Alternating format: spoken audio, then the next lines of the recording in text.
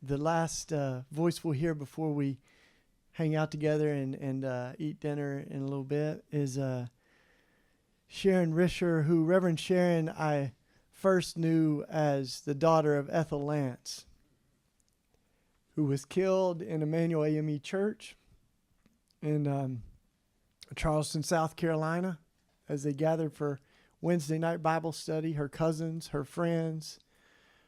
But that's not how I know her now, because we're more than just our scars and our wounds. She is a force for love and mercy, who has used her pain to bring transformation and change in the world.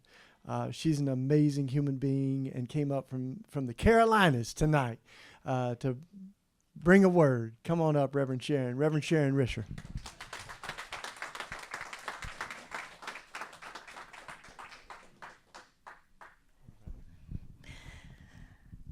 So I'm a preacher, so we're going to hear a little bit.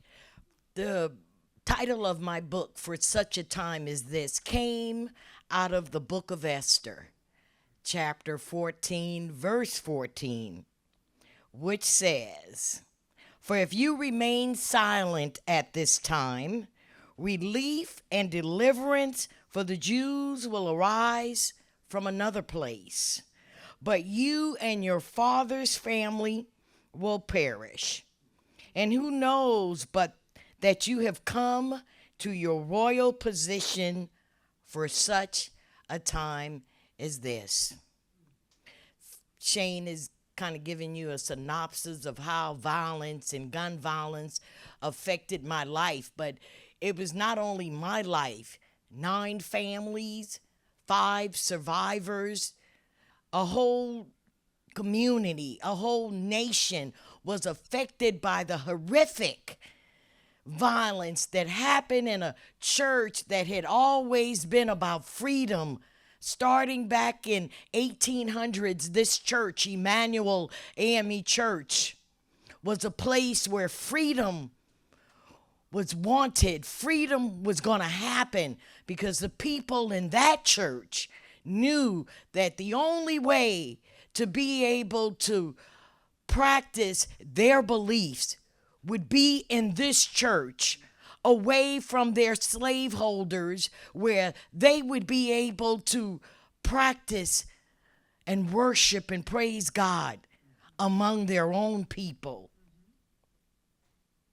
For such a time as this, we are in a time where we have to figure out, where are we going to be on this side? Are we going to be people of courage like Esther, who had to decide that she was going to go up against a king that had not called for her? And back then, if the king didn't call for you, if you went on your own, you would be put to death. Esther showed courage.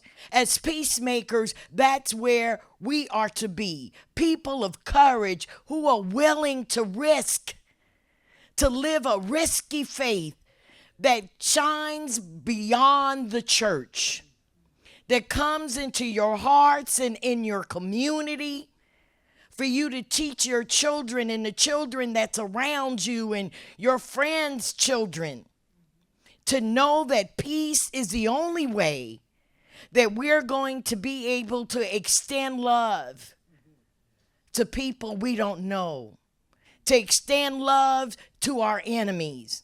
This is what peacemakers are about. We will go to the ends of the earth. And if you're a Christian, and most of you are, we're going to give the peace of love, the peace of Christ to everyone we meet. So in conclusion, continue to be who you are. Be the person that God has called you to be. Even when it seems hard, even when you don't want to do it, you are called to a special position in this time for such a time as this. Thank you.